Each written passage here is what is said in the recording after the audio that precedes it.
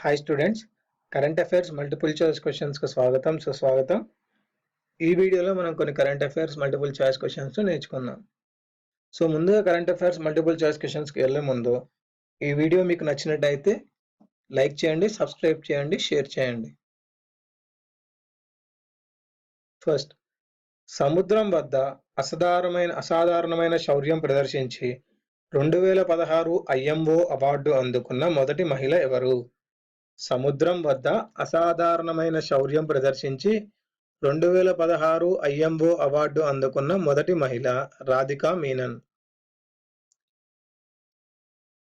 2016 తిలక్ సమ్మాన్ పురస్కార గ్రహీత ఎవరు? 2016 తిలక్ సమ్మాన్ పురస్కార గ్రహీత శరద్ పవార్. ప్రకంపన 2016 పేరిట విపత్తు ఉపశమన విన్యాసాలు ఇటీవల ఎక్కడ జరిగాయి? ప్రకంపన 2016 పేరిట విపత్తు ఉపశమన విన్యాసాలు విశాఖపట్నంలో జరిగాయి. యునెస్కో ఇటీవల భారత్లోని ఏ ప్రాంతాన్ని వరల్డ్ హెరిటేజ్ సైట్గా ప్రకటించింది? యునెస్కో ఇటీవల భారత్లోని నలంద మహావిహార ప్రాంతాన్ని వరల్డ్ హెరిటేజ్ సైట్గా ప్రకటించింది. ఫేస్బుక్, ట్విట్టర్ వంటి సోషల్ మీడియా ఖాతాదారుల కొరకు మిగిలిన అనేక సోషల్ మీడియా బ్యాంకింగ్ ప్లాట్ఫామ్ను ఏ బ్యాంకు ప్రారంభించింది?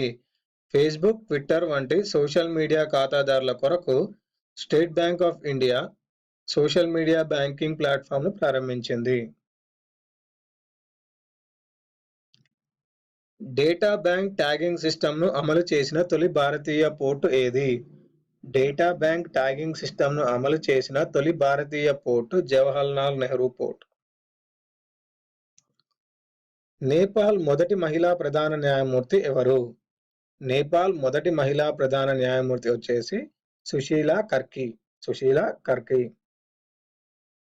స్కార్ఫీన్ జలాంతర్గామి డేటా లీక్ విచారణకు భారత నౌకాదళం ఏర్పాటు చేసిన అత్యున్నత స్థాయి కమిటీ ఏది?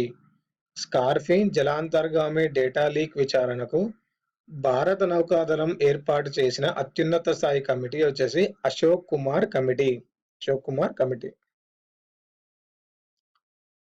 నావికుల డేను ఎప్పుడు నిర్వహిస్తారు? నావికుల డేను జూన్ 25న నిర్వహిస్తారు. ఇవండి ఈ వీడియోలోని current affairs multiple choice questions. ఈ వీడియో మీకు నచ్చినట్టయితే లైక్ చేయండి, సబ్స్క్రైబ్ చేయండి, షేర్ చేయండి. వచ్చే వీడియోలో మరికొన్ని కరెంట్ అఫైర్స్ మల్టిపుల్ చాయిస్ క్వశ్చన్స్తో కలుద్దాం.